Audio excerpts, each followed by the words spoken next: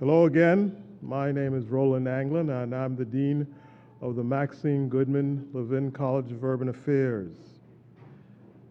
I am very pleased because we're here to celebrate the publication of Continuity and Change, Legacy Cities Amid Decline and Revival.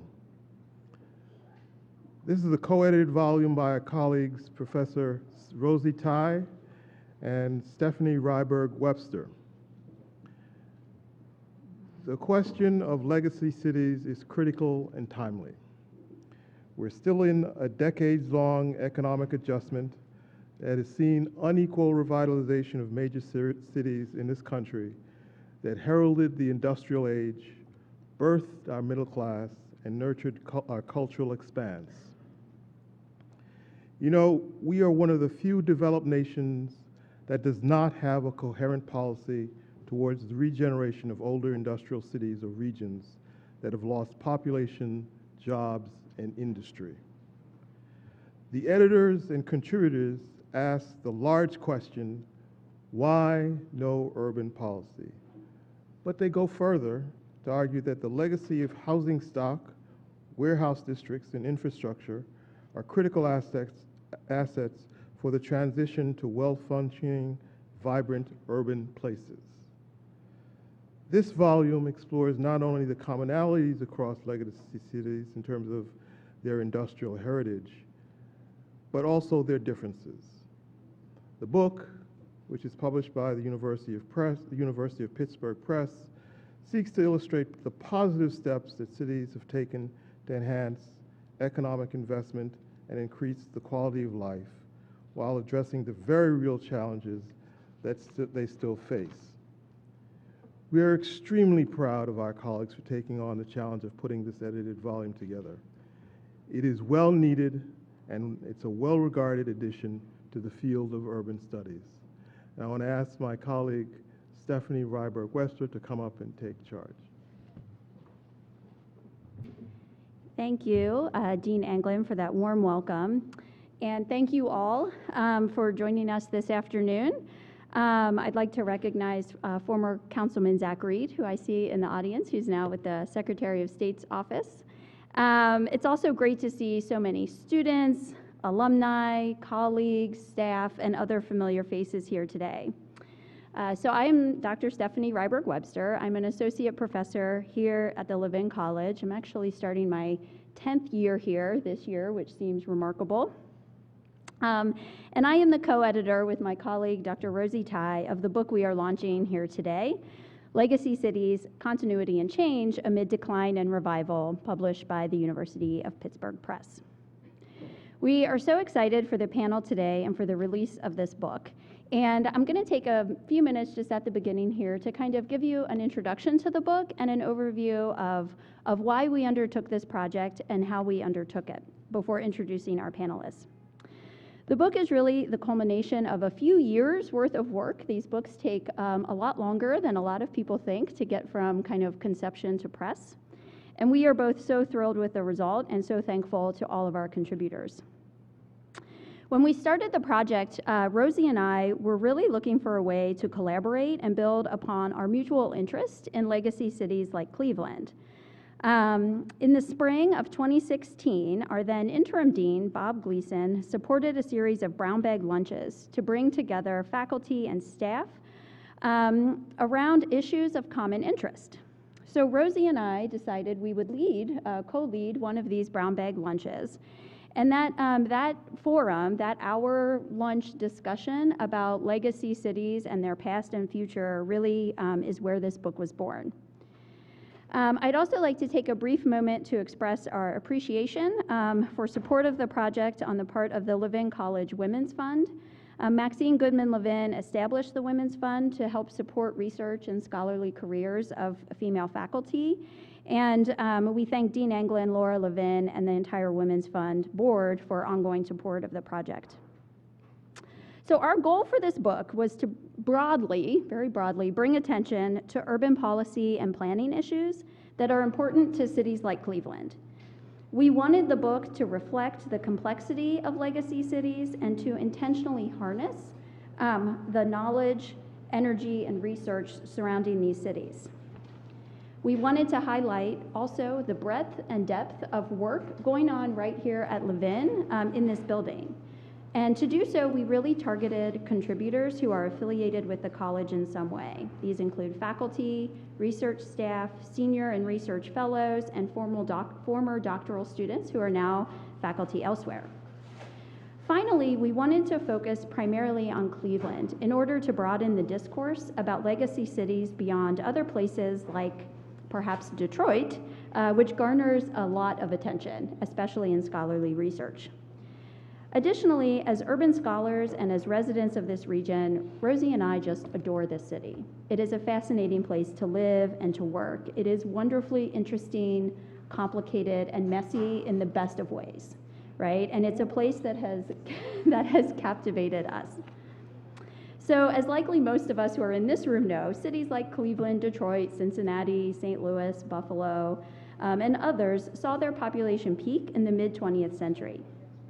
Decades of decline, disinvestment, and population loss have resulted in severe urban distress that manifests via vacant land, vacant buildings, deteriorated infrastructure, deferred maintenance, highly concentrated poverty, racially segregated neighborhoods, vast urban sprawl, and extreme jurisdictional fragmentation.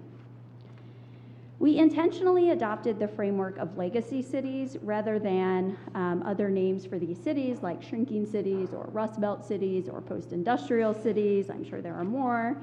Because for us, legacy cities truly captures the complexity, the positives and negatives of cities like Cleveland.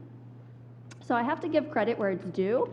We did not invent the term or coin the term legacy cities. That was actually coined by a group called the American Assembly, which operates in affiliation with Columbia University, in 2011 after a 3-day intensive meeting held in Detroit in partnership with a number of organizations.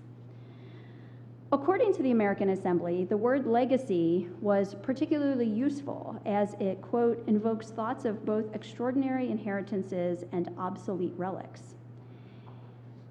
This, then, it was determined, was an appropriate categorization for cities like Cleveland, St. Louis, and so forth. The report from 2011 further describes these cities as having, quote, rich histories and assets, but struggling to stay relevant in an ever-changing global economy. It was this extraordinary dichotomy that captured our interest and upon which we sought to expand. In our kind of thinking about this, we highlight the dueling forces at play in the legacies of legacy cities. On the negative side, a legacy can be something that has consequences or repercussions. It carries liabilities, burdens, problems, and decline. It manifests in the form of persistent vacancy, abandonment, segregation, inequities, poverty, and environmental contamination. But yet, at the same time, there is a positive side. A legacy is also something that equates to an inheritance, our heritage, or a gift. Here we can think of legacies as assets, benefits, opportunities, and the basis of renewal, manifesting in our neighborhoods, in arts and culture, in traditions, in institutions, in affordability, and in history. So for us, we wrote the book to touch upon multiple intersecting legacies, and we worked hard to kind of figure out if we could boil these into something kind of manageable to organize. And so we did so through 6 fundamental legacies of legacy cities. The first is population decline and economic restructuring. The second is the production of urban space, the way the city is produced. The third is arts and culture. Fourth, environmental conditions. Fifth, regional fragmentation and governance. And sixth, racial segregation and discrimination. And the contributions to the book, some touch more heavily on some of those than others, but really interweave those 6. We believe that the conditions of sustained decline and recent signs of revival demand that policymakers and planners both modify existing strategies and adopt new approaches with this explicit intention of bringing about a more just, equitable, and vibrant future for cities like Cleveland. At the same time, we adamantly believe that there are no one-size-fits-all solutions for these cities or any other. and that strategies for revival must take into account local context, conditions, politics, history, opportunities, and so forth. We believe that broad narratives of decline overly mask the nuanced, on-the-ground realities in cities like Cleveland. And finally, we realize that the likelihood of incremental change over time is the likely path forward, incremental change. Yet, we want to also encourage you all and readers of the book to consider the possibility of radical approaches. For instance, as just one example, think about what mega regional consolidation might do for core legacy cities and their hinterlands. What if all children in the entire Northeast Ohio region attended a single school district, eliminating one of the core bases of hyperlocal territoriality? We've put together today's panel, which is wonderful, to reflect the organization of the book, which is in 3 sections. Part 1 of the book focuses broadly on the conditions and prospects of U.S. legacy cities, not just Cleveland. Here we have chapters on local government collaboration, economics, fiscal conditions, historic preservation, rental housing quality, and sustainable building. Part 2 then focuses specifically on the legacy of decline in Cleveland, with contributors focusing on segregation, race, policing, neighborhood main streets, and regional housing markets. Finally, the third part focuses on strategies for mitigating decline in Cleveland. And here, chapters discuss urban greening programs, the arts as a driver of revitalization, bringing life back to the Cuyahoga River, and regional planning strategies. As I said, we have a great panel today. We would have loved for all the contributors of the book to be up here and share their thoughts, but in the interest of keeping it manageable, we have my co-editor, Dr. Rosie Tai, is going to moderate, and we have one author from each of the 3 sections of the book. Our first panelist representing part 1 of the book is Dr. Megan Rubidoux. Dr. Rubidoux is an assistant professor here at Levin, and her research focuses primarily on state and local politics and governance, with a particular emphasis on collaborative governance, urban policy, and environmental policy. Her contribution to the book is titled "The Role of Local Government Collaboration in Legacy Cities." Second, we have Dr. Ronnie Dunn representing the second part of the book. Dr. Dunn is an associate professor here at the Levin College, and he is also currently the university's interim chief diversity officer. Dr. Dunn's research focuses on issues affecting minorities and the urban poor, and he holds particular expertise in race, policing, and racial profiling. Dr. Dunn's chapter is co-authored with Dr. Terrence Allen and Dr. Ahmed Witt, and is titled "Race and Policing in Ohio: The Loss of Hope Across the River Jordan." Our final panelist, representing part 3 of the book, is Dr. Wendy Kellogg. Dr. Kellogg is a professor here at the Levin College as well, where she also serves as our department chair. Dr. Kellogg's work focuses on urban and regional sustainability, watershed governance, and Great Lakes water quality.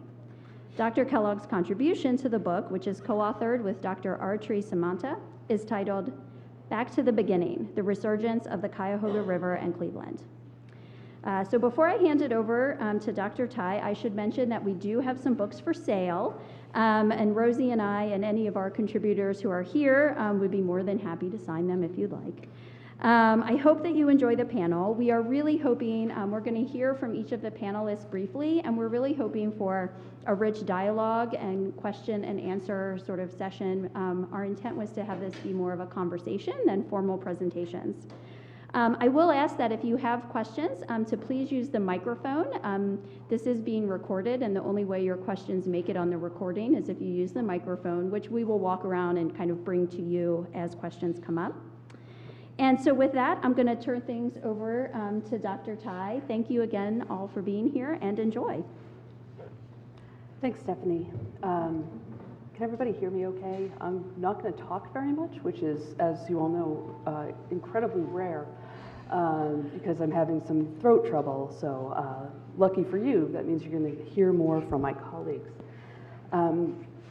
I just want to, the first thing I want to do, as Stephanie said, we wanted this to be rather informal. But I would like the three of you, starting with Meg, to just sort of summarize what your chapter is and how it connects to the legacies that Cleveland is operating within. Sure. Okay, so I had the honor of being chapter 1 in this excellent book. That says nothing about the quality of the other chapters in the book, which are equally wonderful. But my book specifically, my chapter in the book focuses on the legacy of jurisdictional fragmentation. And the other chapters in the first section, the sort of common theme of the first section of the book is that the chapters sort of zoom out, right? It's not just about Cleveland, it's about factors and conditions and opportunities that are common to legacy cities and the regions that surround them.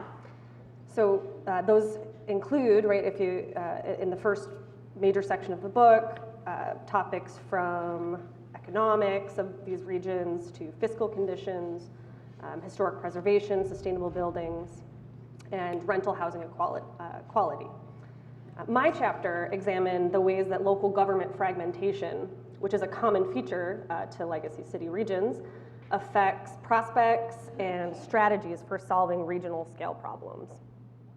So the chapter focused specifically on the role of intergovernmental and intersectoral collaboration in these kinds of regions where fragmented governance is a feature, right? Lots of little local governments, layering of special districts over those general purpose governments, right? With lots of jurisdictional entities in control of particular spatial areas and particular functions.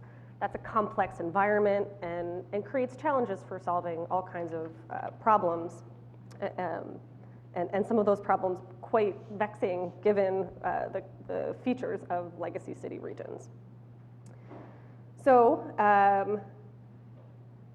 the heightened levels of fragmented governance, and then also in tandem with the reduced municipal capacity in legacy city regions, create some really challenging conditions, but also some opportunities that the chapter explores. So to start before I get too deep into what I find in the chapter, I'd like to just outline what I mean when I say collaboration. And so when I say interlocal collaboration, I mean broadly any instance when at least one local government is collaborating with an external partner to that local government in pursuit of a common goal. So this includes local governments that partner or a contract, for example, with another local government for provision of service. Very common practice among local governments in legacy cities and in non-legacy city regions, right? But there are some factors about legacy city regions that make this practice special in that context, which the chapter explores.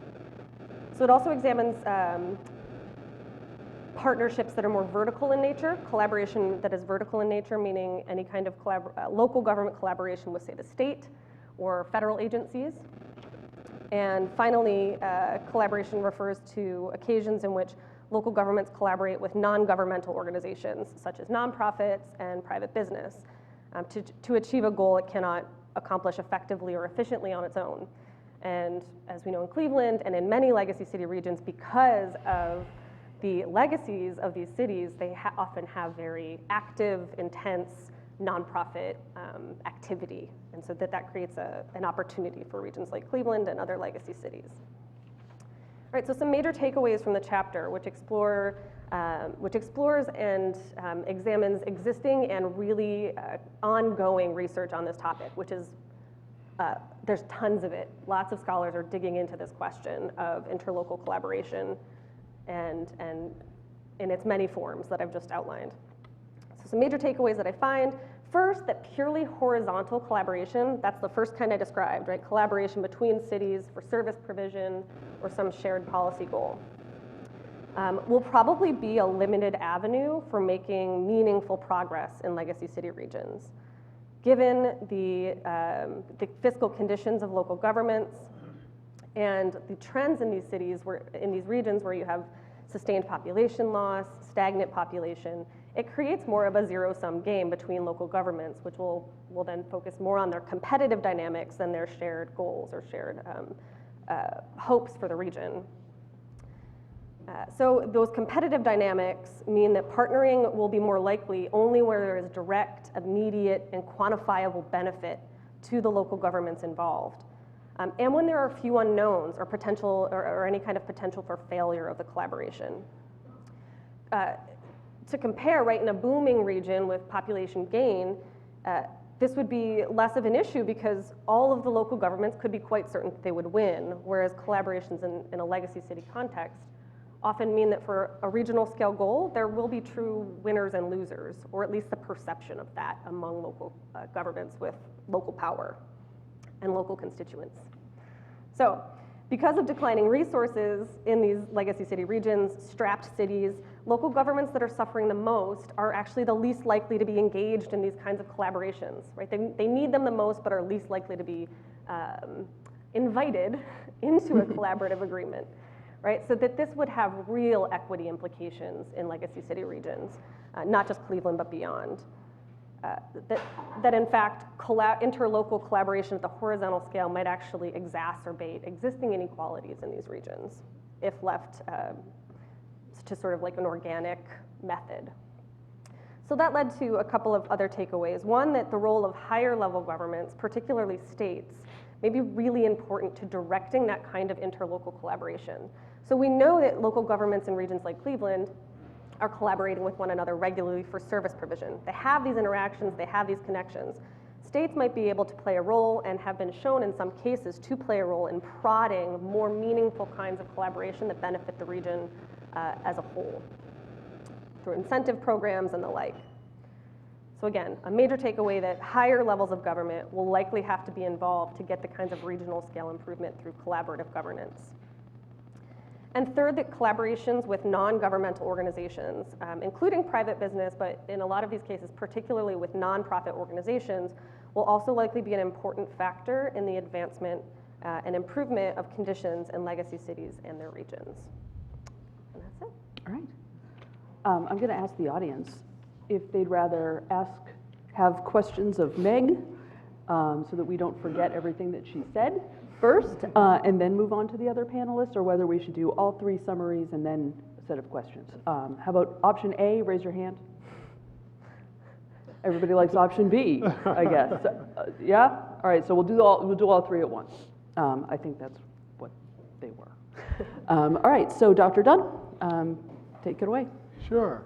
Well, first, thank you for having me, Rosie and Stephanie, and giving me an opportunity to discuss this chapter that myself and my colleagues contributed to this very important text. The title of our chapter, once again, is Race and Policing in Ohio, which is rather self-explanatory. But the subtitle, The Loss of Hope Across the River Jordan, that actually is how we framed the chapter based on the significant role that Ohio and Cleveland in particular used to play during the antebellum period during slavery, with Cleveland being codenamed Hope on the Underground Railroad, and Ohio being seen as safe sanctuary in that it was a free state. And the River Jordan, that was codenamed for the Ohio River in Negro spirituals, and it was used on the Underground Railroad by the freedom seekers or the runaway fugitive slaves and their conductors, their white conductors and allies along the Underground Railroad. So we use that to frame this discussion of policing when you consider the significant role and what Cleveland and Ohio symbolized during that period in the 1800s, and then when you juxtapose that against where we are today relative to community police relations, particularly that pertaining to the African American community and police. A lot of the issues that our city has experienced in the past 10 years, I would say, relative to policing are indicative of what's going on nationally with the crisis in policing. And there are several instances and examples which I'll touch on in a little bit. Let me see. There was a point I wanted to make, and it just slipped my mind here. But once again, looking at the using that frame of analysis, and the reason Ohio is significant and the culture of policing is what we look at is because many aren't aware that Ohio leads the nation in police agencies that have come under federal oversight by the Department of Justice, with 5. The next highest states are California and Montana with 2 each. So Cleveland, we more than double what other states have experienced. And Cleveland is just the latest in that list. Actually, Steubenville, Ohio, which is has the characteristics of a legacy town, if you will. It was one of the first cities to undergo, or municipal governments or police agencies to come under federal oversight. Pittsburgh was the other, and that was back in 93, I believe it was, 1993. And since then, Warren, Ohio, Cincinnati, which we're all probably well aware of, Columbus actually came under federal oversight in 2005, and Cleveland being the last. As I mentioned, there's been a number of high-profile police-involved incidents in the past 10 years here in the city of Cleveland that has once again put us in the national forefront or spotlight relative to these issues around policing. And 2 incidents in particular, one being the Timothy Russell, Melissa Williams shooting in 2012, and that which is referred to locally as the 137 Shot Atrocity, and that is the incident where the Cleveland police officers saw Timothy Russell's car going past the Justice Center at a high rate of speed, and they heard it backfire, but they thought it was a gunshot. And you see in the video footage from video camera outside the Justice Center, a police officer at his cruiser, and he ducks as this 1979 Malibu goes by. And he then runs inside and grabs his utility belt, and radio shots fired, and then, as we know, the infamous high-speed police chase throughout parts of the city, down I-90, going east, and ultimately through Bracknell and winding up in East Cleveland in the schoolyard there, where the car was then cornered and blocked in, and the officers, 13 officers, opened fire, firing the stated 137 rounds into the vehicle and killing Melissa and Timothy, both who were unarmed. And actually, and I stated the 1979 Malibu because I'm a car collector, and as soon as I heard the year of the car, my first thought, it probably was a backfire, and sure enough, that's what it was. But they were unarmed, and that use of force was the most egregious use of deadly force against 2 unarmed citizens in U.S. police history. And I say reported 137 shots because if you read the Attorney General's investigation report of that incident, the scene had already been inventoried when the BCI took over, and they said at least 137 rounds, and it could have been more. And I actually researched to put that in a historical context. I went to the FBI's website and did some research and found that Bonnie and Clyde died in a hail of 130 bullets. And mind you, they killed 21 people across the nation in this nationwide bank robbery spree they went through in the 20s and 30s, I believe, in the 20s. And they killed 12 law enforcement officers. So these 2 armed bandits died in fewer rounds being fired at them. So And the other incident, and that particular incident is what spurred calls for the Department of Justice to come to the city of Cleveland. And I was the chair of the Criminal Justice Committee for the NAACP, and I worked closely with the legal director for the ACLU at the time, Ohio ACLU, and we actually drafted the initial letters that went to the DOJ for both the ACLU and the Cleveland NAACP, and solicited other local leaders, clergy, to send letters likewise. As we know, the DOJ did come in and initiate a pattern and practice investigation. That was the incident occurred November of 2012, and they initiated the investigation in 2013, and they were in the process of concluding their investigation 18 months later, and actually had called myself, representatives from the ACLU and James Hardiman, legal attorney, to a meeting from the U.S. Attorney's Office to discuss with us their preliminary findings, and they were going to release the report a month later, but before they could, the Tremere Rice shooting occurred. So that they thus had to delay their release of the report about another month. And as we're all well aware, that's a 12-year-old youth that was playing in a city park with a BB gun and shot and killed by a Cleveland police officer in less than 2 seconds. So those are, once again, two of the most high-profile critical use of forces in the city's history. Cleveland plays significant role relative to community policing and police relations, particularly with its African American community.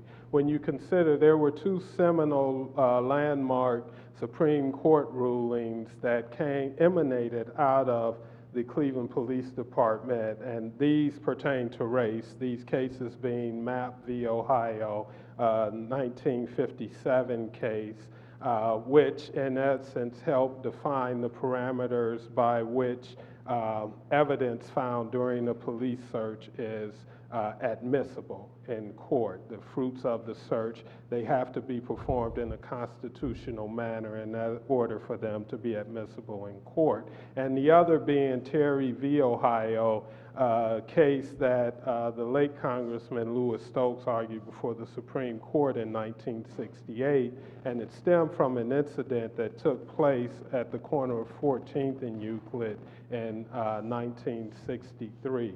And that case helped define the parameters by which the police can stop and search a citizen or a person in public space. And it helped define what is now known as a Terry frisk. And those two taken collectively, they define the parameters of issues germane to the issue of racial profiling. So once again, those are cases that emanated out of the Cleveland Police Department. So in that sense, we hold a certain level of importance and deserve of a particular level of analysis and scrutiny when you consider that history, when we try to understand and find remedies to address these community police relations issues. From these, going back to how we come about reforming corrupt or unconstitutional police agencies, the DOJ established the pattern and practice investigations in the wake of the 1992 LA riots, which stemmed from the Rodney King verdict and the acquittal of those officers in that case. So they established this as part of the Violent Crime Control Law Enforcement Act of 1994. So once again, we've had a series of police agencies that have come under federal oversight. That is the most effective way of addressing issues in policing, unconstitutional policing. That is the remedy most often utilized. At the time of the writing of this text, there were 69 formal DOJ investigations had been undertaken. 40 had entered into a consent decree, which is an agreement between the police agency or the city and the DOJ, which Cleveland happen to be under. And there were 18 active consent decrees at the time of this publishing. 5 investigations were underway and 3 cases were in litigation. This was in 2017. Now, we know that under the current administration, and Jeff Sessions was the Attorney General at the time, he called for a review of all active consent decrees, and the Trump administration and DOJ has they've retreated from using pattern and practice investigations to reform police agencies. Sessions specifically stated that he thought this federal intervention impeded effective and good police work. So we're at a point now where generally local communities, minority communities, and African American communities in particular sought out the DOJ when there were these patterns or what appeared to be patterns and trends of misconduct and abuse by police. And they would turn to the Department of Justice to uphold the Constitution and enforce their civil rights laws. Well, unfortunately, that is no longer there. You can't, calling on the DOJ, I don't know that they've opened any investigations under the current administration. So thus the efforts to reform wayward or corrupt police agencies has now devolved more to the state and local level.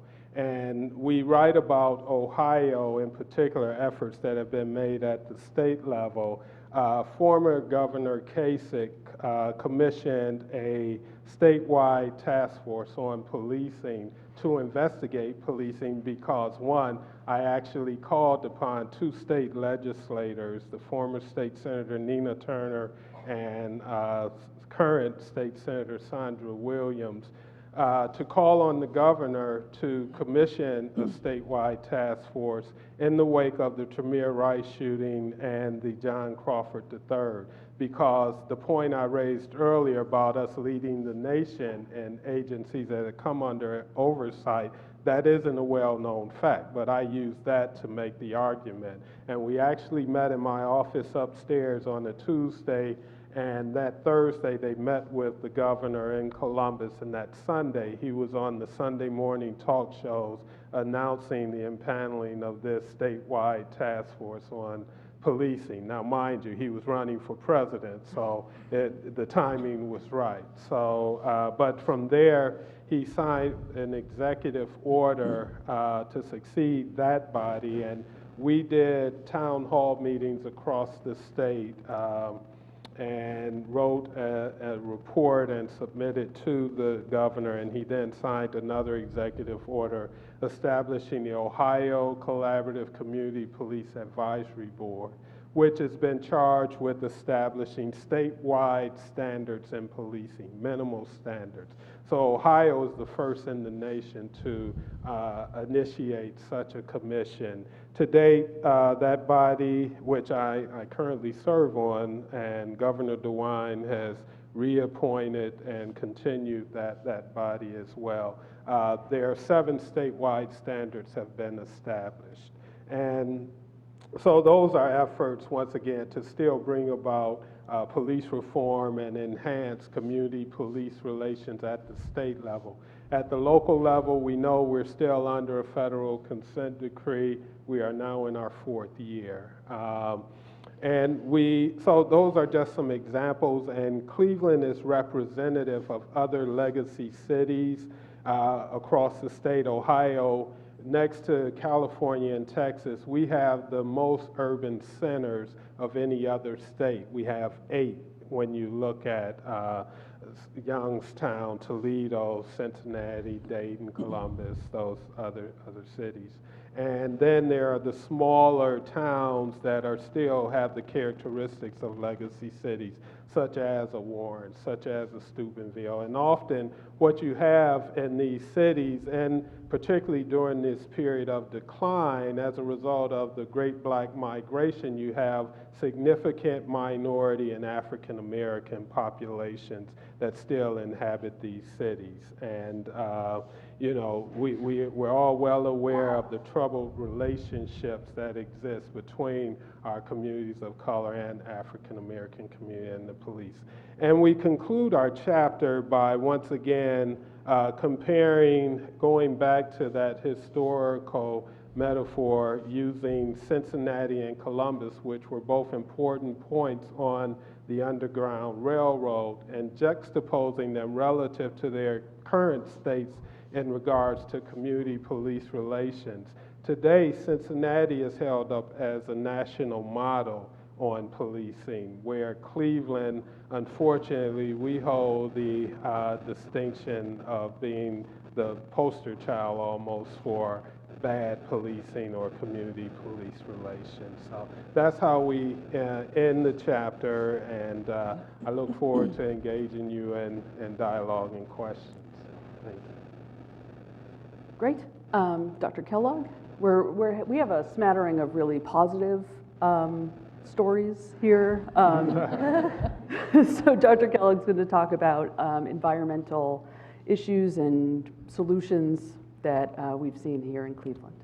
Well, thank you. I was trying to figure out how I would segue from Dr. Dunn's very compelling narrative, and I really appreciate you telling us those details, because I've lived here a long time and I didn't know all of those facts, so thank you. You're welcome. So, not unlike the topic Dr. Dunn talked about, the current administration is rolling back just about every environmental regulation you can think of. So I guess maybe there's one connection. Very different approach to protecting public health and the people that live in these cities. The legacy of water in legacy cities is pretty common. Basically, let's dump everything we possibly don't want into our rivers or our lakes. And we saw decades and decades of industrial pollution, loss of ecosystem services, that is the benefits that water bring to us. And most legacy cities, particularly in the Great Lakes, turn their backs on their rivers and their lakes. And that is definitely the case here in Cleveland. The chapter on the Cuyahoga evolved out of work that I had done with Dr. Samantha, my co-author, on the Chagrin River, thinking about governance there, and she had decided to do her dissertation on the Cuyahoga, so asked me to co-author with her for the book project. In both cases, we focus on the meaning of policy to different stakeholders and how that affects their engagement in policy and planning processes. So the chapter does tell the story of the Cuyahoga. We know the details. Most of us know about it caught on fire in 1969. Again, it actually caught on fire something like 80 times. So many times it was not a big deal, except that happened to be when Time magazine figured out that they should cover that story. And the day after the fire, Mayor Carl Stokes held a big press conference at the lake and then at the river. And he had been working on water quality issues for several years, actually, locally, and said that, you know, the people that live in this city that don't have a lot of money and don't have a lot of opportunities in some cases at least deserve clean water. And so he was an early champion of doing something about the Cuyahoga. The framework we use for the chapter comes from our use of resilience theory which thinks of change as an inevitable evolution of socio-ecological systems from stability to disruption to reorganization. And certainly I think that fits the Cuyahoga. And stability is sometimes good and sometimes really bad, depending on what the situation is. But one of the things written about a lot in resilience theory is a cycle of change is remember. And they use that word because, which I always have thought resonates well with legacy. It's bringing elements of the system forward from a legacy into that reorganization phase. What do you want to keep in terms of assets, in terms of organization? And then the other element is, it's called revolt, which is when a small group of people or a small geography does something innovative and good and interesting and scales that up across the entire system. So we talk about the remember tendency a lot in the chapter in terms of what are the good characteristics of the system to maintain or bring forward. And I wanted to read a quote that actually begins the chapter from a local ward official. We can't divulge people's names, of course, because we did interviews and promised. But anyway, this local ward official says, you know, I think the best cities and the best places in the best cities are very comfortable with their origin stories.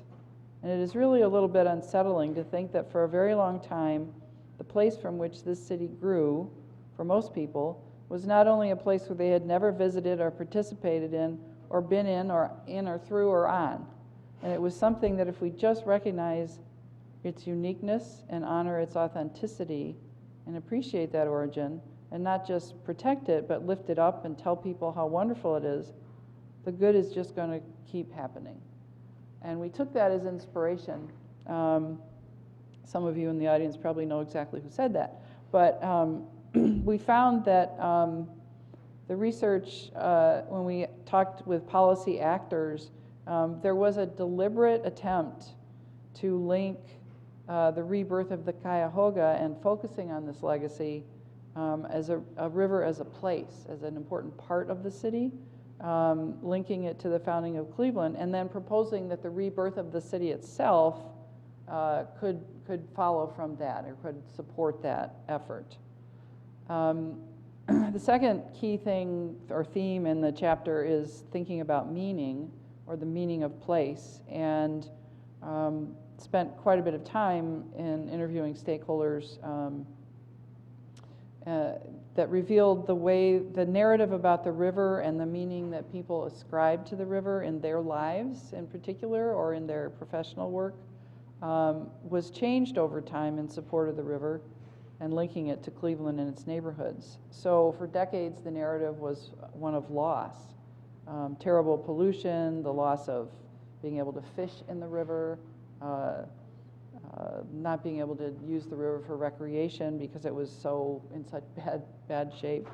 And then the disconnect between the river and the neighborhoods, because most of the land along the river for until very recently was privately held, and you literally could not go there unless you were trespassing, and a lot of situations were kind of dangerous because of the way the river's edge had deteriorated. So a whole series of key stakeholders in the region decided to change that narrative, and I mentioned Carl Stokes, who was one of the early people talking about that. The Clean Water Act obviously was an important part of this story, well, this would not have happened if it wasn't for that federal legislation that required some change. But in the early 2000s, if you remember, Steve Litt did a series about the river called The Forgotten Valley. Paul Alsanis was an important person who helped him understand the river. That helped shift the narrative from the Cuyahoga as a shipping channel to the Cuyahoga as an important asset for the entire region. The County Planning Commission further developed plans about the river as a watershed, and I think really importantly integrated the notions of ecosystem health and economic revitalization. And I think it was one of the first pieces that came out in the region that did that very explicitly. And then there was a concerted effort an intentional effort to connect with other local and regional efforts, such as planning for green space and trails. And now we know that there's many, many trails that connect to the towpath trail to the river throughout the region, to connect to neighborhood revitalization, and of course, redevelopment in the flats. So the meaning of the river was changed from a place that was either a transportation corridor or a sewer, literally, or a place to avoid, to be a place where citizens could go and where they demanded access and demanded continuing improvements to the water quality and other ecosystems aspects of the river.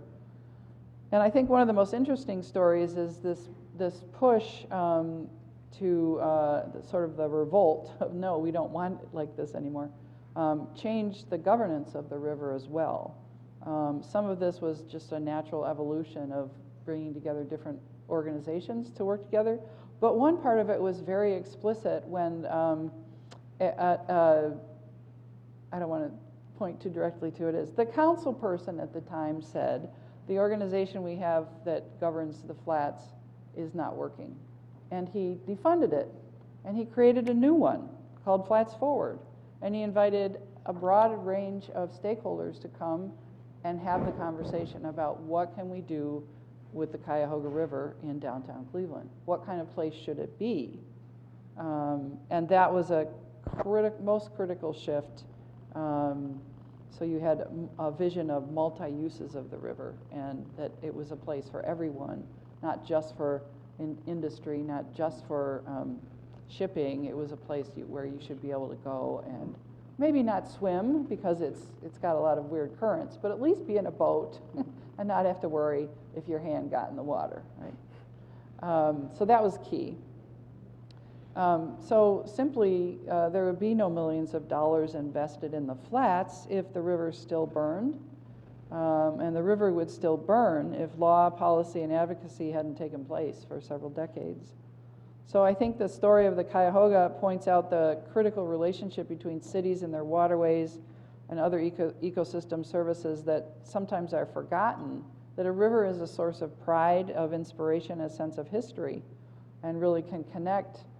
A watershed connects all kinds of communities, the ones in the rural areas, the suburbs, and in the core of the city. And thinking about the role that the river plays in doing that may be inspirational to some people. So the origin story of the Cuyahoga, I think, is much more well known now and accepted, and people take pride in it. If you guys went down to the river during the Cuyahoga 50 celebration, it was an amazing experience. There were thousands and thousands of people there for days, going to all kinds of events, celebrating the river and the wonderful work that's been done to bring that back. And it's not quite there yet, but it's getting pretty close.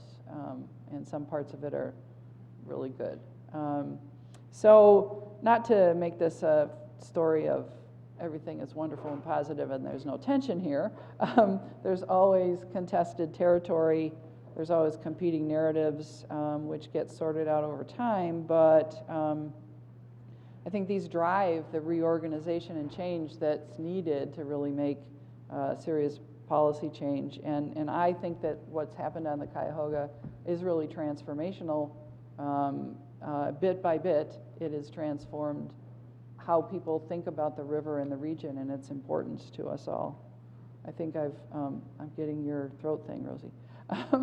So part 3 of the book, which this chapter is in, features a couple other chapters that tell great stories about mitigating decline. And it strikes me that they also reveal the importance of revisioning and changing the narrative, which opens up space and changes the discourse about the future. Our colleague Helen Liggett, who's an emerita faculty, writes very eloquently about the stages of the Reimagining Cleveland project. And she describes how she uses Rencier's systems of meaning and describes how creation of community gardens help reconstitute urban space as a countervailing force, which I love this, to the sensible, more traditional use of land that all vacant parcels shall have a building, right? What's the value of not putting a building? And describes how this new regime for land use was negotiated through vertical and horizontal collaborations. Dr. Keating, Dennis Keating, also emeritus at the college, writes about the use of arts and culture as an anchor for neighborhood revitalization, and he talks about several neighborhoods that have to redefine placemaking through specific arts and cultural districts, which I think redefines public space and creates a magnet to encourage people and businesses. And both of these chapters, I think, sort of reconstitute urban space and negotiating systems of meaning. And then lastly, the other chapter, Hunter Morrison and Mark Salling, who are executives and residents at the college, write about legacy cities and focus on the vibrant NEO process that they were both involved with. And it's interesting because you guys did a good job. They talk about scenarios, which is anything if not a vision for the future, and found in their work that I want to make sure I read this. The scenarios are based on the degree of change in population in the region and the degree of interlocal or regional collaboration. And it's, I think, very, very significant. In all cases but where there's a modest population increase and increased regional collaboration, all communities, whether in the urban core or the ex-urban fringe, find themselves in fiscal trouble by 2040. That seems pretty obvious to me what you should do, but it's not just a zero-sum game necessarily. All communities will suffer fiscally if we don't create a new narrative about the future that we have together. So I think the 4 chapters are good because they describe how change happens, and throughout them it's about understanding organizational hierarchies and networks, negotiating whether it's finances or policies, but also the changes in the narrative about what our community is going to be. And they describe on the ground, by the water, placemaking emphases that really appreciates the assets we have and how we're connected and our capacity to change. And I think they offer a way forward for real hard work, but real work. That's it. Okay. Okay. Thank you, all 3 of you. If you want to hear what I think about it, you can read the book. So I do want to leave a little bit of time. I want to leave plenty of time for questions and for discussion. But there's one thing that I just wanted to say about our approach to this book, and all of the chapters really did this. Living in Cleveland, I've seen that there are kind of 2 ways that people talk about this city. Completely negative, everything is terrible, right? Pointing out all the problems that we have, or 100%, I don't want to hear about the past, I don't want to talk about the past, let's just look at the future, right?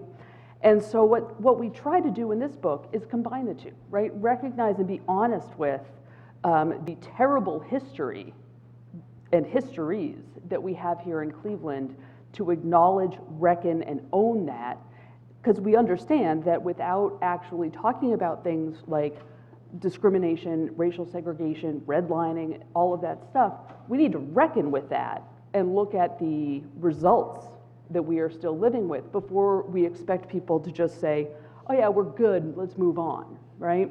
And it seems that there are a lot of people in this city that just want to jump to the let's just move on, right?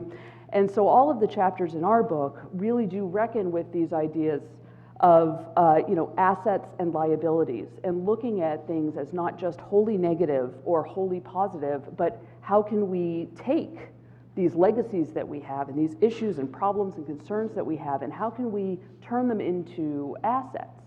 And how can we do that to achieve a more inclusive and equitable community? Because that's ultimately, I think, what all of the chapters sort of are talking about, is sort of their future, their end game. So I would like to open it up to the audience for questions for any of us. Molly will be coming around with a mic.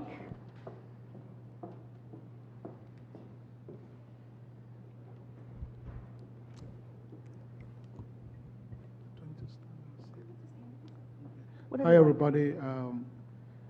Great book. Although I just bought the book and haven't had a chance to read it. I wish I had read it before I came here. But I did skim through chapter 7. I would like to, first of all, reveal my bias before I speak. That way the audience can understand where I'm coming from. I'm a full professor at St. Cloud State University in St. Cloud, Minnesota. I came here the first time back in November. There was another conference similar to this that was addressing issues of urban decline.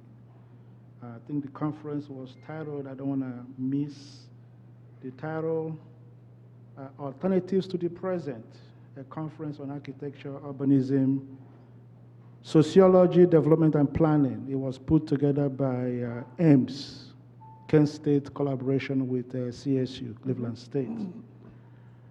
Right off the bat, when I read the title, Legacy Series, I do research since 91 on inner cities, particularly poor residents of inner cities and their invitation to the discussions about solving these problems that you addressed. I do have a book about that I published back in 91. However, been reflecting quite a bit since then about how things typically progress in a free market capitalism like ours in the United States. Cut a long story short, is one thing to have all these grandiose proposals about how to solve the issues. But what is typically lacking is the involvement, the participation of those that are mostly affected by these problems and which continue to be lacking. I'm sure I may be wrong in saying that the chapter that I just came through, chapter 7, some of the suggestions I read are typical, right? Government policies, and things like that, vouchers. But in the real free market that we live in, without mandations, without some stronger way to enforce acceptance of vouchers, for example, by landlords, is just as good as nothing, right? So the problem persists. What I want to get back to is, first of all, to me, what legacy city means. It seems to me that every community that's been around the United States is a legacy city because they all share the same issues that is being addressed here. They're all in decline pretty much. They're coming back at different speeds. So if you could help me in defining, putting some parameters around what you mean by legacy city, that will help me quite a bit wrapping my mind around the discussion. Thanks. Yeah, sure, I'll take that, I guess. So there's been a lot of different terms applied to cities like Cleveland, as Stephanie mentioned in her intro. We've called them Rust Belt cities, we've called them post-industrial cities, we've called them shrinking cities. I think shrinking cities is probably the most commonly seen around. But these are cities that share a number of different characteristics. Cities that were once very important, not that they aren't anymore, but once extremely important to the US economy, to transportation, to all these different, to shipping, et cetera, that have kind of fallen out of importance due to, the advent of air travel, railroads, right? All of these technological advances, sort of make these cities less and less important. And so these are also cities like Cleveland and St. Louis and Detroit that have lost a huge portion of their population since its peak from, it depends on the city, but between 1950 and 1970-ish. And these cities are still declining in population. So the American Assembly, which is, I don't even know what kind of organization it is, but it was a group that was sort of getting together to talk about cities like this and to develop policies that are directly practicable in these cities, because anybody who is who works in a city like Cleveland knows that all the best practices that we see are like, well, let's do what Boston is doing, or let's do what San Francisco is doing, and it's not helpful. And so what they were trying to do was develop ideas and best practices and theories to apply to try to fix the problems that these cities have within the context of decline or loss of population. And so and they kind of developed this term legacy cities, because all of the other ones were pejorative. All of the other ones focused solely on the negative. Rust is old and bad, right? Shrinking is not good. All of these different things, deindustrialization, right, is all negative. And so, they touched on legacy in part as like a marketing term, I think, to start having this conversation about cities like ours in a way that is a little more positive. And so that's largely why Stephanie and I decided to use that term, because we very much wanted to look at these interrelated dichotomies that we see here in places like Cleveland, where you have these, assets and liabilities, and trying to navigate that area in sort of a context of, population decline, property tax decline, all of these things going on that are really kind of unique to that group of cities. And so it's largely what we would call Rust Belt cities that fall into this category. Does that?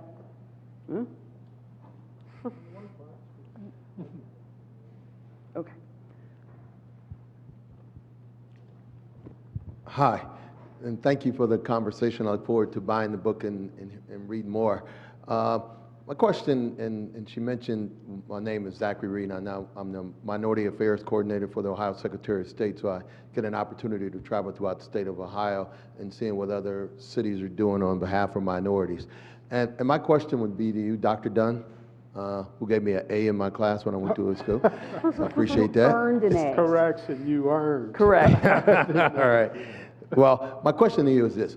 As I travel to Cincinnati and see what they're doing, as you know, and you referenced Cincinnati and their cooperative agreement with the federal government. When Timothy Thomas, who was the young teenager who got shot in Cincinnati, the African American community, business leaders got together, and the government got together and said this would never happen again. And when Cleveland had Tamir Rice, you mentioned Tamir Rice, and you mentioned Timothy Russell and Melissa Williams, Yes. we went back to the status quo. And in Cincinnati, if you have not read the latest Essence magazine, said business is booming in Cincinnati, especially if you're black. They took that riot and turned it into upturn for the African American community in Cincinnati, because they didn't want that to happen again, and their population is booming. So maybe you can answer the question for me, because it goes back to what Malcolm X said. In the African American community, especially here in Cleveland, we've got more police in those communities, and when you did your traffic study, you went to Kinsman, but yet we have more crime.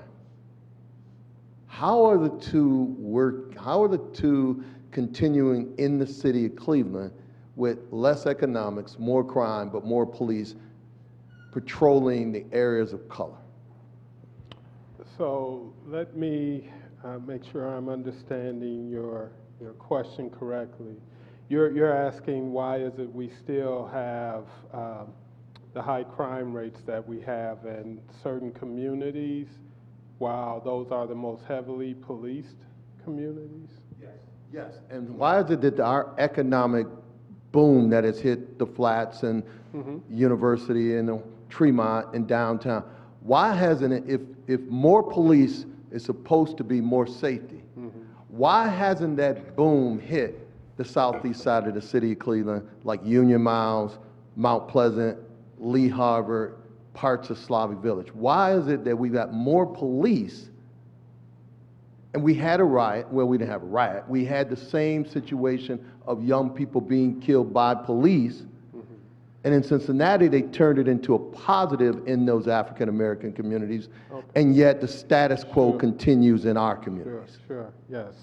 Well, a couple of points. That's a very complicated and complex question, as would be the answer to all of that. But some aspects of it that I can speak to, I know that in Cincinnati, what was different about their collaborative agreement, which they reached between not only the city of Cincinnati and their police department and the DOJ, but the community was party to, they had standing. So they were part of that collaborative agreement.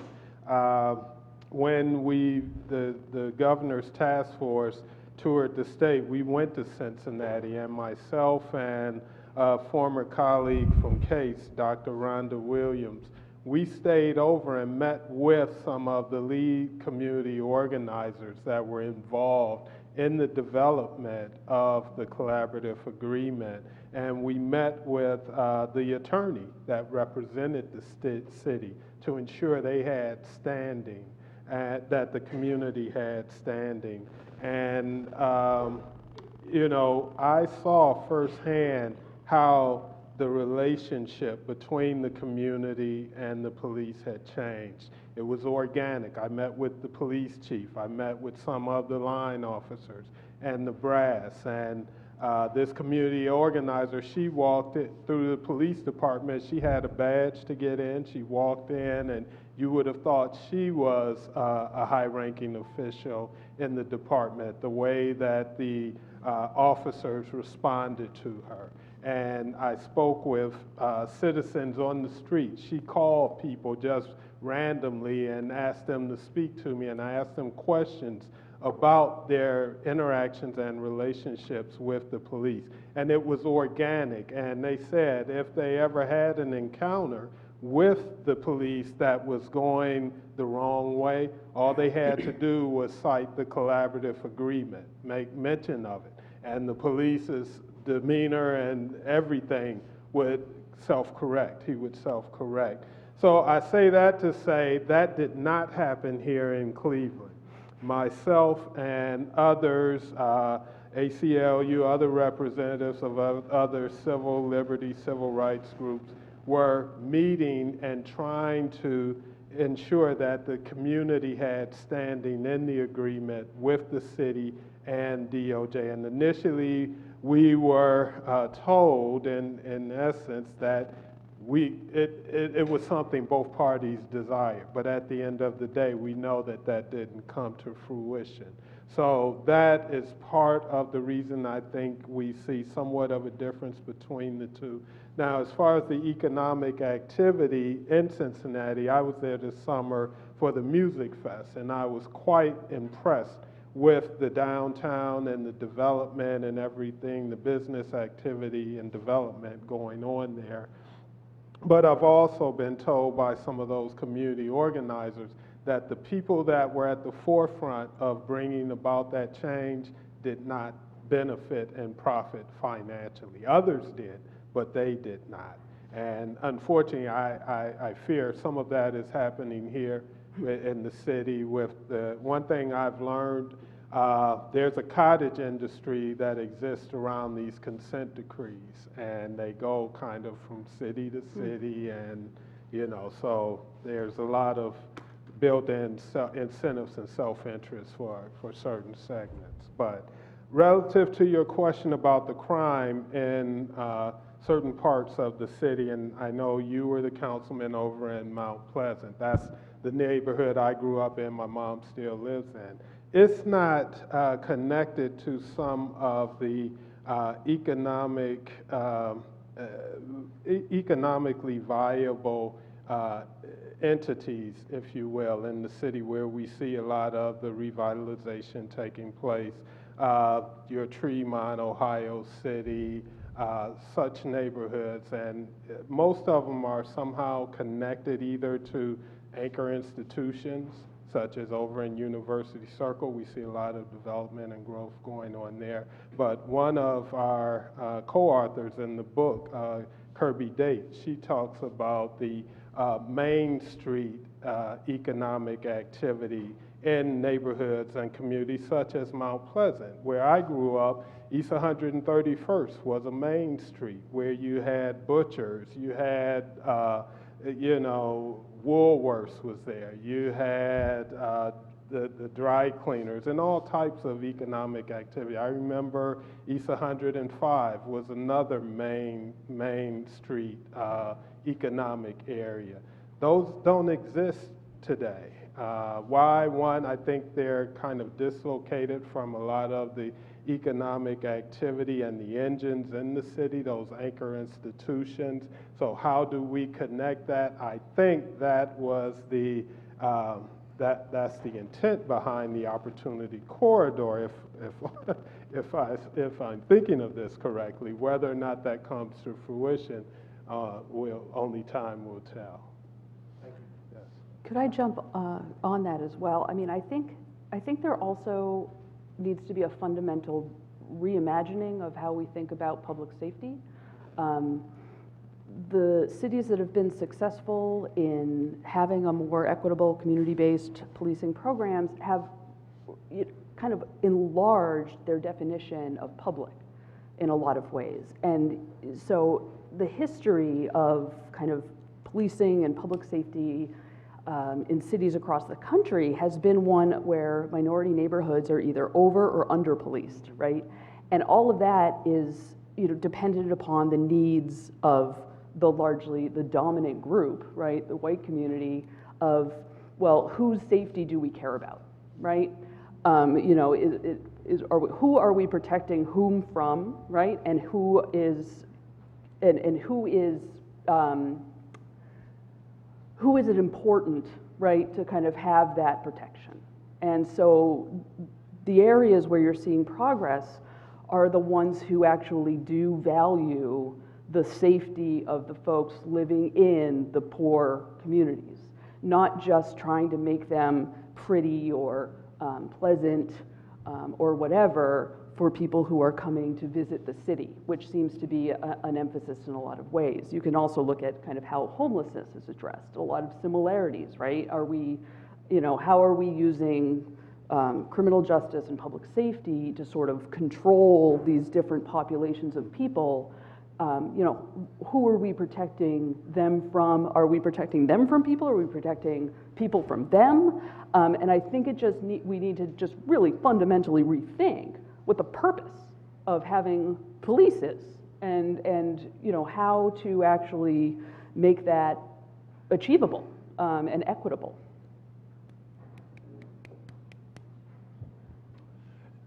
Yes, you mentioned that there are 8 urban centers in Ohio, third behind California and Texas. I'm curious, given the lack of urban agendas, I think from a national scale as well in Ohio, how can we as members of legacy cities combine together to help set an agenda and implement an agenda for urban issues on a state level? Mm-hmm. Meg? Take it. Yeah, that's a great question. And super tricky, right? And tricky, I think, in part because of the fragmentation, the fragmented governance structure that we have in most legacy cities. So I think there is some promise for regional collaborative initiatives to organize people around urban scale problems or regional scale problems. I think that, so like Vibrant Neo, like the Hunter's chapter, who wrote with Hunter? Mark Salling. Mark Salling, right? So like there are great examples of these things occurring in legacy cities and legacy regions. I I don't know that they've been leveraged for this purpose, but I think in a longer term, they might be leveraged for this purpose. Like you're creating new connections among local governments with a similar long-term interest in policy change that probably means short-term pain for at least some of them. That's really hard to achieve without state intervention. So I think these initiatives could be structured, and maybe in states that are friendly to urban centers, actually structured to advance state policy for regional scale improvement. Can I respond? This is real dangerous. The planner's trying to talk political science. But Well, she's a political scientist. It seems to me that there won't be a national policy about cities until it's more of an advantage to do that than it is an advantage as it is now, which is to play urban centers against rural centers for partisan reasons. And suburban centers are, who knows what they do, but mostly they vote along with rural constituents. I don't know why they do that, but I heard last week that seemed pretty clear, at least in Ohio. So as long as the narrative is, and there's certainly an inherent racism in that whole dichotomy as well. Current leadership is exacerbating the problem. Mm-hmm. Right? So I don't know what the story is to tell people that they have more to gain, not thinking of it as an urban-rural divide, but I don't think it'll change much until somebody starts making that case. Mm-hmm. It's not just that. It's not just pitting cities against suburbs and rural areas. It's also pitting cities against each other, Yeah. right? In terms of tax, just look at the Amazon HQ debacle, right? And how, how's a city like Cleveland, what are we doing giving away hundreds of millions of dollars of potential tax collections, which we desperately need for schools and for potholes and for all of the things, right? Protecting our water, et cetera. What are we even doing having a conversation like that where we're just giving away the farm, and then what are we getting in return, right? Theoretical jobs, theoretical, I don't know, right? And so, this has been going on for quite some time and part of that is why we are a legacy city, right? Is the movement of industry away from these former industrial centers toward the Sun Belt, toward other places because of labor laws, et cetera, et cetera. And so at some point, I forgot the question. National There it is. policy. Yeah. The only thing I would just add is that, right, like, for me as a political scientist, right, like the biggest struggle I see is matching citizen demand, citizens' short-term demands, which completely influence the behavior of elected public officials in these tiny little governments in our region, and in most legacy city regions. So like only a shift in citizen demand is going to shift their behavior, unless it's forced. So like my chapter focuses mostly on ways that the state or higher levels of government could intervene in ways that incentivize or mandate better regional policy. But I think another thing to think about is how could we drive more citizen attachment to the region itself, right? A better understanding of the kinds of local policies that would have to be taken up by these little municipalities to contribute to a healthier, more sustainable regional outcome. Mm-hmm. So I'm very curious how we get to that. It is not a topic I've explored in my research, but I think that some of the sort of reinvestment in the urban cores and the central cities in some of the neighborhoods where people are spending more time downtown, coming into central cities at levels they didn't used to in recent decades, might have an influence on public demand for those kinds of regional scale policies or regional supportive policies, and for the salience of that in their voting behavior. Like maybe it makes it more important in who they vote for. I think it also comes back to what you were saying in terms of who participates, right? So like the public comment, the public demand, Right now, it's not the whole public that we're measuring that demand of, right? We're measuring the people who actually participate, who vote, who go to public meetings, et cetera, and I think we can all guess what the demographics of those people are. And so at some point, even just moving toward a more inclusive participatory process could pull some of that toward where we want to go in terms of collaboration and regionalism, if you're actually asking everybody who has a stake in the matter, and not kind of oversample the wealthy, the invested, et cetera, in that process. And so that might also move the needle a little bit.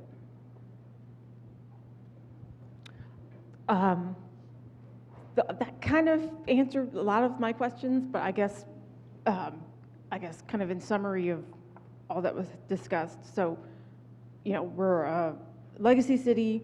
We're very similar to other, medium-sized cities. In addition to, I guess, policy changes, environmental things, what can cities like Cleveland do to just retain their existing populations? Like, we're not a manufacturing center anymore. I feel like we don't export anything except people. Like, we have a lot of really smart people here. They start here, 18 years, you're raising kids and stuff, and then they're gone. We lose all this intellectual capital to other places, but it all starts here. And it's just so frustrating to know that, we put the time and effort into educating and raising and, cultivating talent, and they all, it's almost like it's expected that you're going to leave. Like, how do we sort of take all those issues that we've been talking about into account to kind of retain our population? Mm-hmm. It's a big question. It is. Anybody want to take it? Anybody? Well, I'll take a stab at it.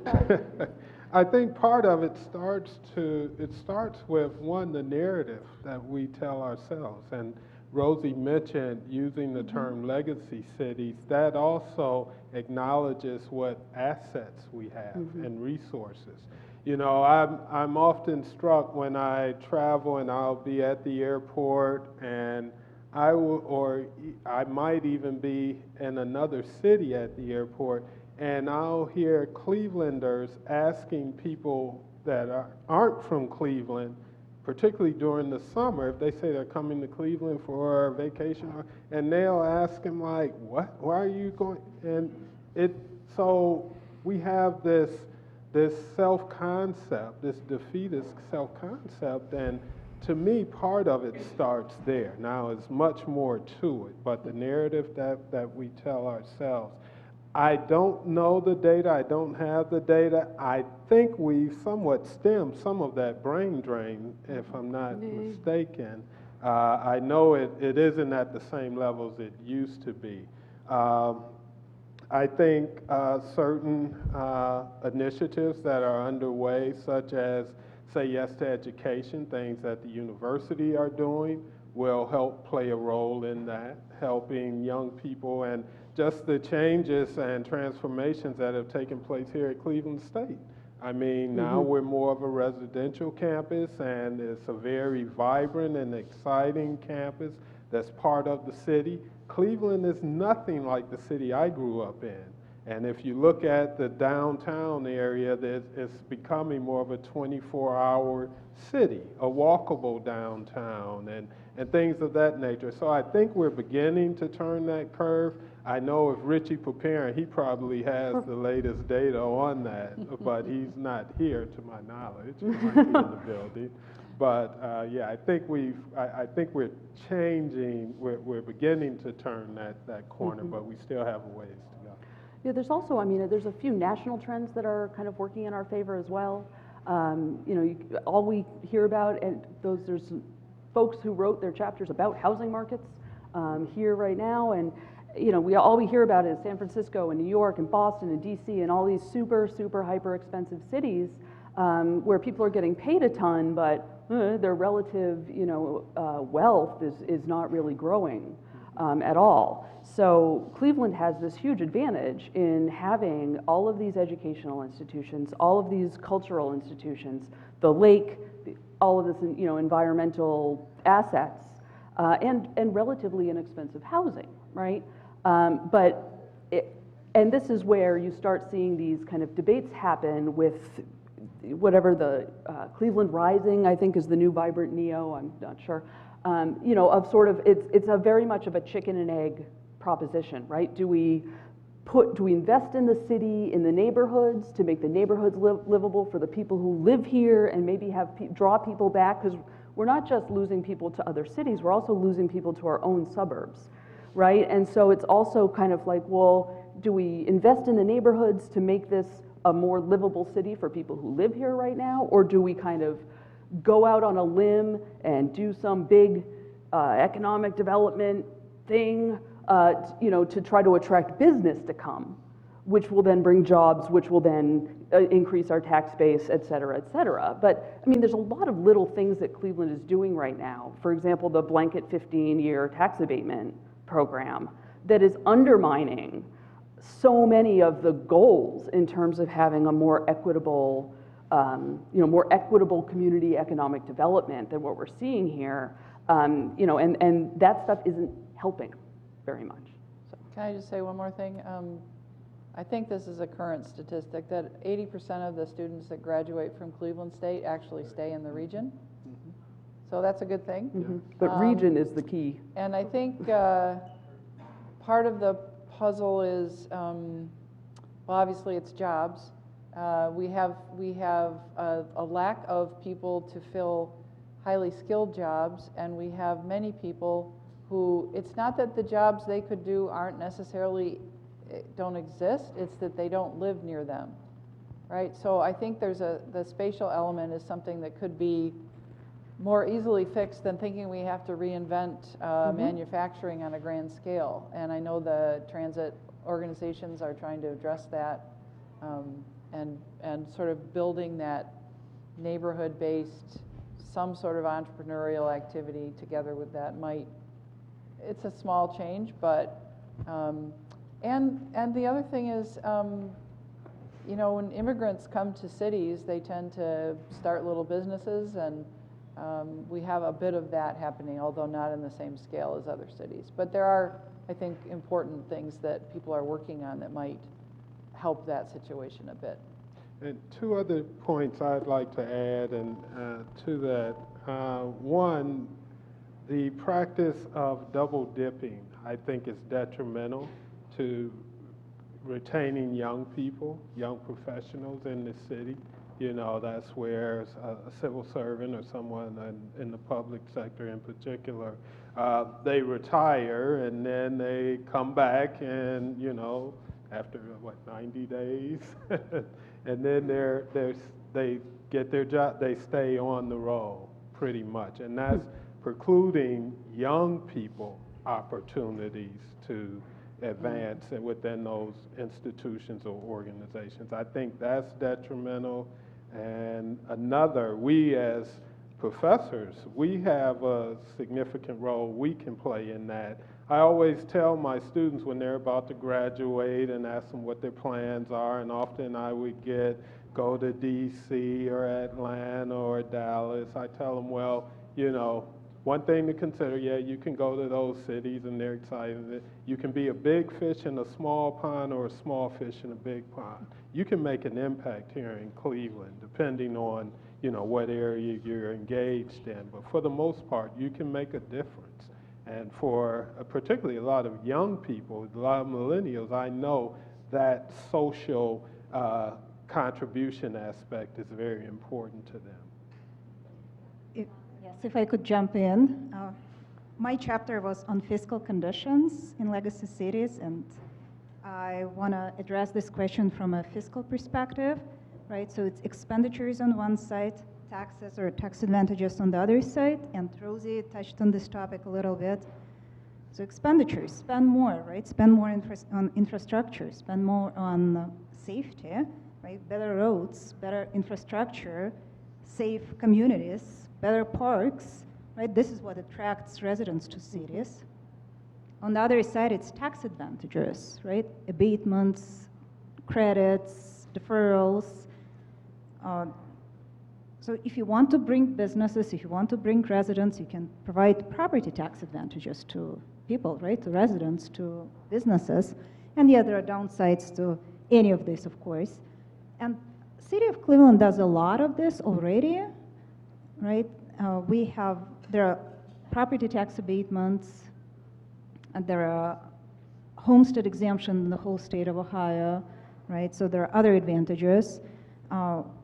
And here in Cleveland, our income tax is pretty high, and most people who work here do not live here in the city, right? So the city is collecting money not from the residents. The major source of revenue, absolutely major source of revenue in the city of Cleveland is income tax.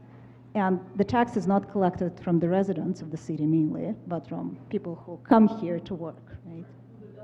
Yes, yes. So, and by doing this, I guess the city can offer more property tax preferences to residents, and that's what is done here.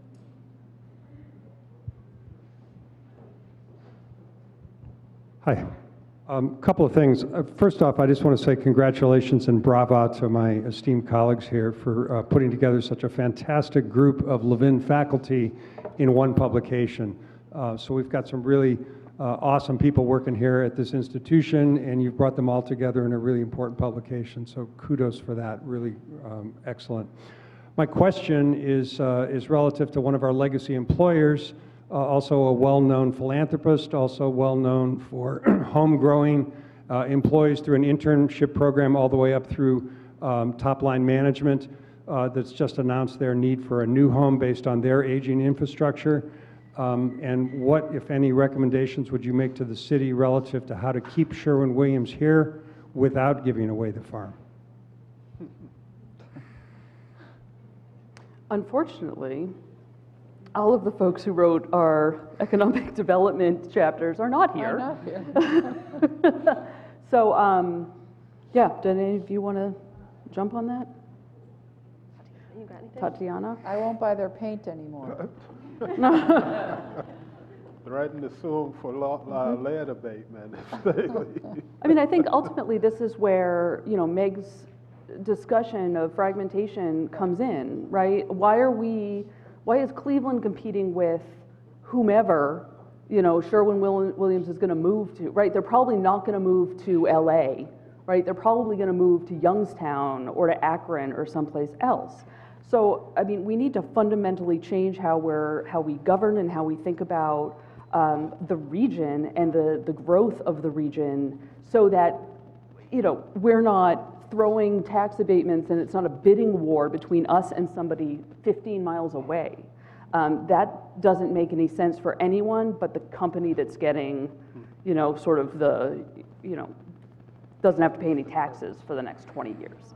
I think, a lot of the things, and one thing I think is missing from the economic kind of development or investment kind of arena is about how important it is to have safe, healthy, accessible, livable neighborhoods in the city. It seems like the city wants to do everything but invest in neighborhoods.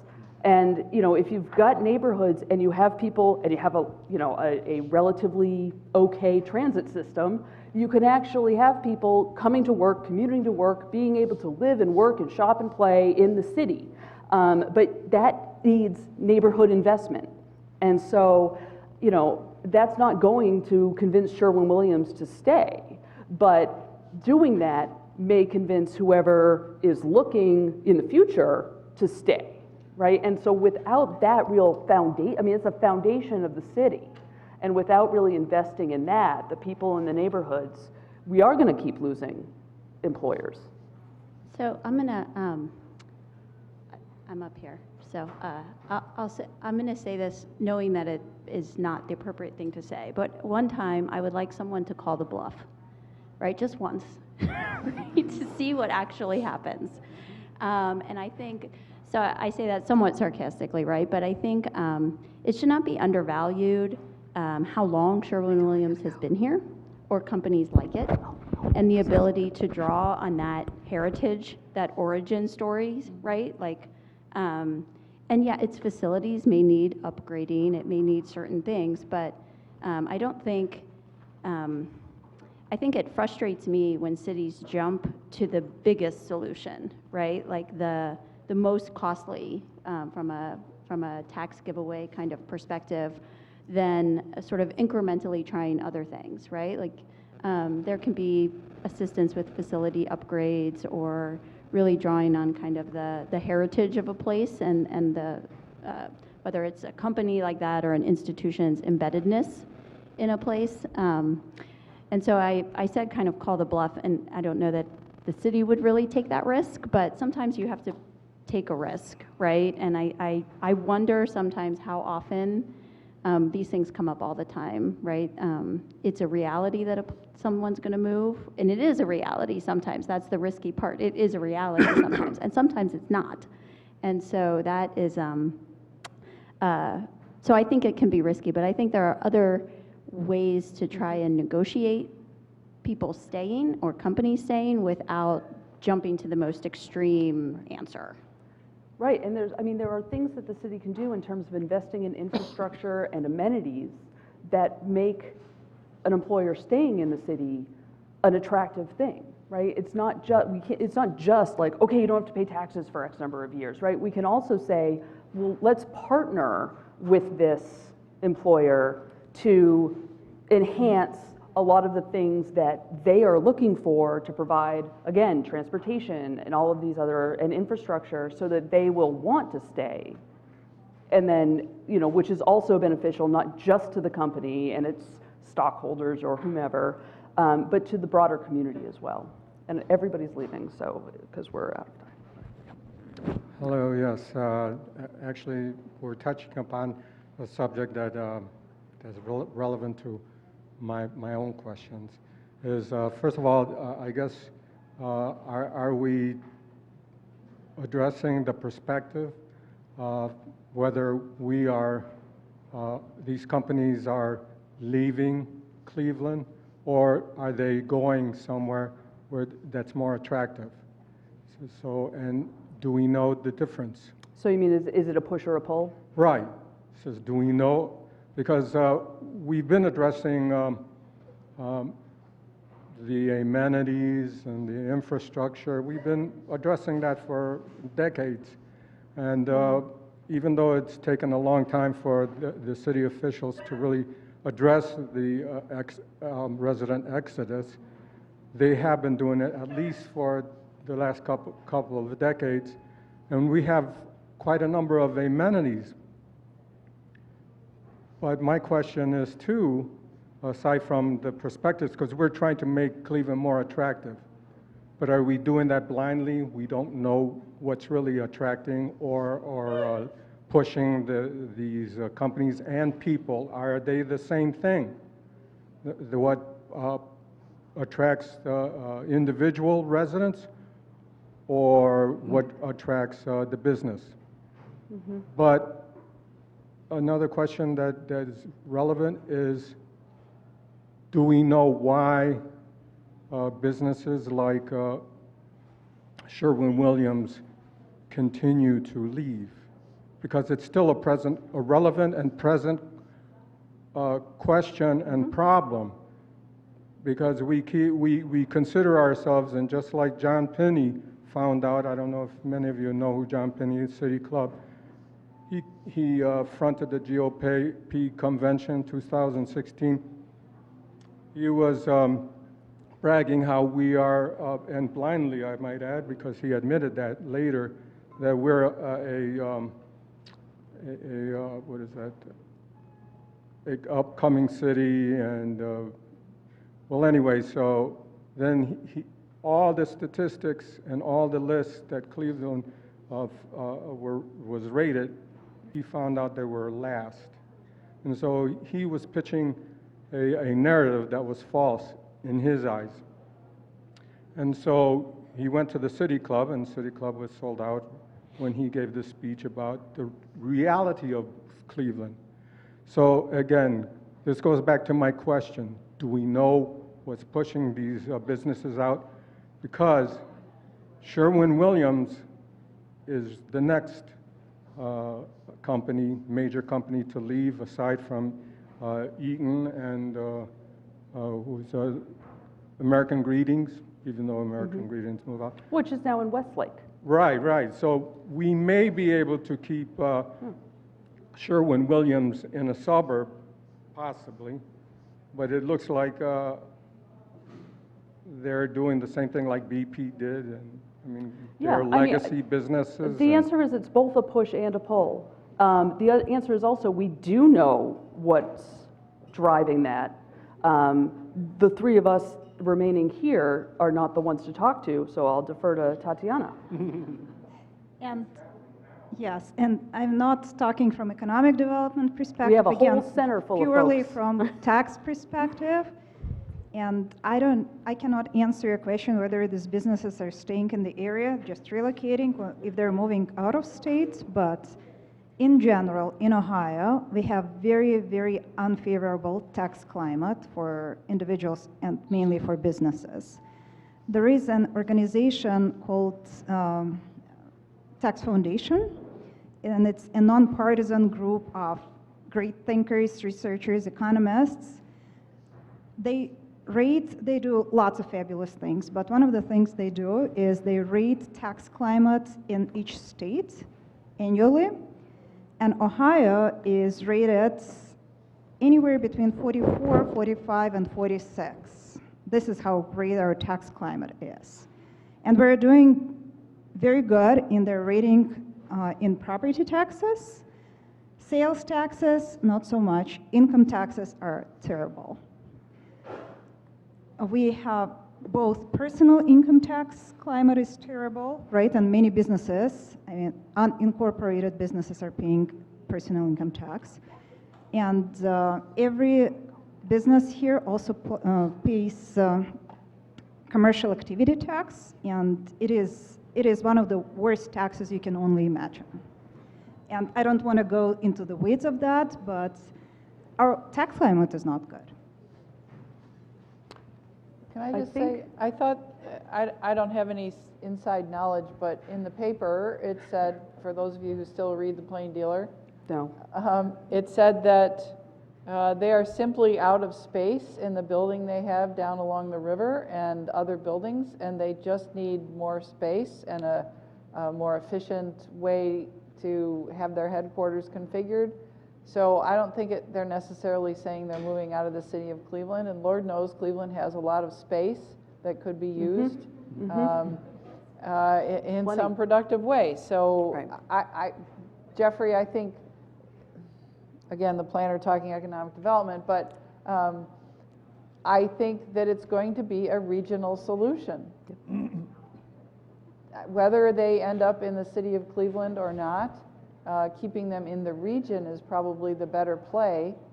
And for communities and the foundations and whoever it takes to get together and negotiate with them, and hopefully not give away everything. But it's 5,000 or 6,000 people whose income is pretty important for the region, and they have all kinds of jobs in their facilities. So I would say it's a very important thing to work on, and hopefully they've given enough time for an effort to be taken at the regional level.